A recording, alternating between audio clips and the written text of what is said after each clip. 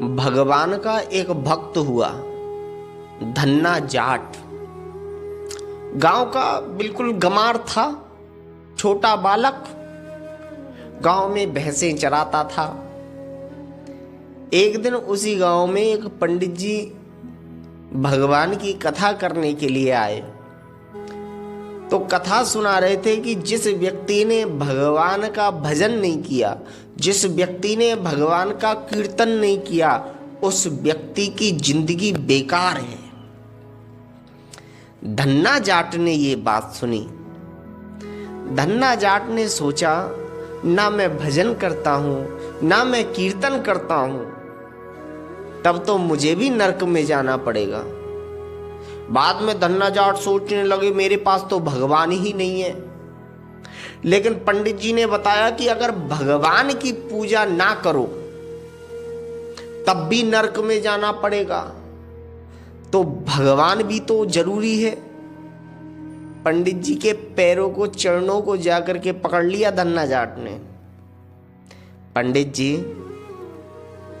एक भगवान मुझे भी दे दो ना। मैं भगवान की पूजा नहीं करता हूं, मैं भगवान का कीर्तन नहीं करता हूं, तो मुझे भी नरक में जाना पड़ेगा ना।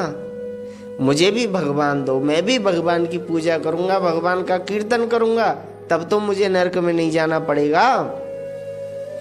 पंडित जी भी उससे परेशान हो गए, सब तरह से समझाया। अभी तुम्हारी उम्र नहीं है, अभी तुम छोटे हो, छोटे बालक हो, हर तरह से समझा लिया, लेकिन धन्ना जाट नहीं माना।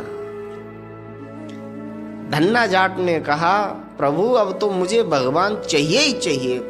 तो पंडित जी ने अपना पिंड छुड़ाने का एक उपाय ढूंढा।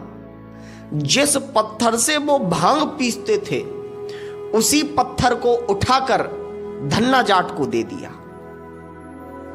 ले, ये भगवान है, इनकी पूजा कर।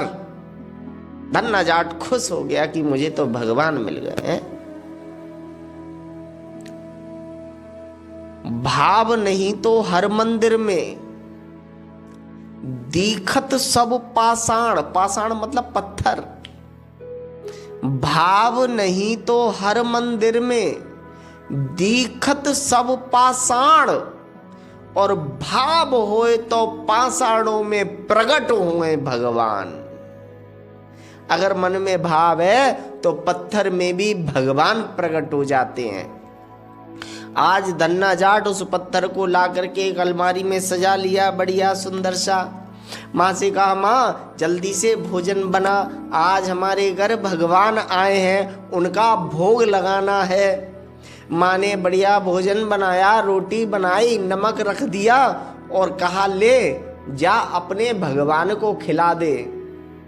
धन्ना जाट भगवान के सामने, वही पत्थर के सामने थाली को रख दिया। प्रभु आज भोजन आप कर लीजिए, मुझे बड़ी जोर की भूख लगी है। पंडित जी ने कहा था कि जब तक तुम्हें ना खिला लूं तब तक मुझे भोजन नहीं करना है, इसलिए पंडित भगवान आप जल्दी जल्दी खा लो, मुझे भी बड़ी जोर की भूख लगी है, फिर बाद में मैं भी खाऊंगा। भगवान प्रकट नहीं हुए। 1 घंटा हो गया, 2 घंटा हो गया। रोने लगा धन्ना जाट, प्रभु आप नहीं खा सकते?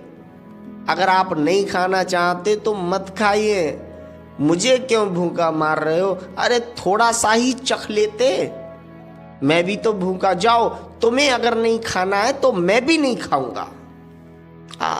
रोने लगा धन्ना जाट, दुखी हुआ, बहुत रोया,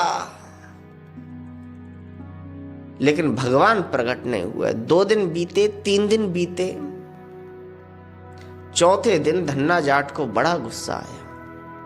भगवान के सामने थाली ले जा करके रखी। गुस्से में बोला, हे प्रभु या तो अब भोजन कर लो, नहीं तो आज बात बहुत खराब हो जाएगी, आज बहुत बात खराब हो जाएगी। भगवान को धमकाने लगा धन्ना जाट, या तो जल्दी से भोजन कर लो, नहीं तो आज बात खराब हो जाएगी।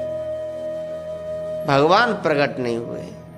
धन्ना जाट एक डंडा पड़ा हुआ था, दौड़ता दौड़ता गया, डंडा उठाया और जैसे ही डंडा मारने लगा भगवान को, वैसे ही भगवान प्रकट हो गए। बस बस बस धन्ना जाट मार मत, ला बड़ी जोर की भूख लगी है, कुछ खाने को दे। धन्ना जाट की आंखों में आंसू आ गए। अरे मुझे क्या पता था कि तुम ऐसे आते हो, अगर मुझे ऐसे पता होता तो पहले ही दिन मैं ऐसा कर लेता। भगवान बड़े खुश हुए, भोजन करने लगे। तब धन्ना जाट ने हाथ पकड़ लिया, प्रभु आधी ही रोटी खाओ, आधी मत खाओ। भगवान ने पूछा क्यों? बोले मेरे घर में एक ही रोटी बनती है, एक ही रोटी से हम गुजारा करते हैं, तो आधी आप खा लो, आधी हम खा लेंगे। मेरे घर में और कुछ नहीं है गुजारा करने के लिए। भगवान को बड़ा दुख हुआ और बहुत प्रसन्न हुए, ऐसा भक्त मुझे मिला। भगवान ने संपत्ति भर दी उनके घर में, पूरा बढ़िया मकान दुकान सब फिट कर दिया धन्ना जाट का। उसी गांव में पंडित जी फिर आए धन्ना जाट के यहाँ, कोठी बनी हुई देखी। गांव वालों से पूछा ये कोठी किसकी है? बोले ये धन्ना जाट की कोठी है। आज सज्जनों पंडित जी धन्ना जाट के यहाँ गए। पंडित जी ने पूछा अरे धन्ना जाट, ये इतनी संपत्ति तेरे यहाँ से कहाँ से आ गई? धन्ना जाट ने कहा पंडित जी, जो आप मुझे भगवान दे गए थे ना, मैंने उन्हीं की सेवा की और उन्हीं भगवान ने मेरे लिए इतना सब कुछ दे दिया। रोज आते, पता है 2-3 दिन तो भोजन नहीं किया था, फिर मैंने डंडा उठाया, फिर उन्होंने भोजन किया। अब रोज भोजन करते हैं, आधा वो करते हैं आधा मैं करता हूँ। पंडित जी ने सोचा ये झूठ तो नहीं बोल रहा है। पंडित जी ने कहा कि क्या मुझे भी उनके दर्शन करा सकते हो? धन्ना जाट ने कहा बिल्कुल करा सकता हूं। और सज्जनों धन्ना जाट पंडित जी को लेकर के गया। बहुत पंडित जी ने देखा लेकिन भगवान के दर्शन नहीं मिले। खाना तो खाया जा रहा है लेकिन कौन खा रहा है ये पता नहीं। धन्ना जाट के चरणों में पंडित जी गिर गए, धन्ना जाट मुझे भी दर्शन करा दे। जब धन्ना जाट ने बहुत प्रार्थना की भगवान से, तो उन पंडित जी को भगवान ने दर्शन दिया। आज भगवान से पहले पंडित जी धन्ना जाट को प्रणाम करने लगे। धन्ना जाट, मुझे जिंदगी बीत गई पूजा करते करते, लेकिन मुझे भगवान प्राप्त नहीं हुए, और तेरे मन में इतना बड़ा भाव था कि तूने भगवान को ही प्रकट कर दिया।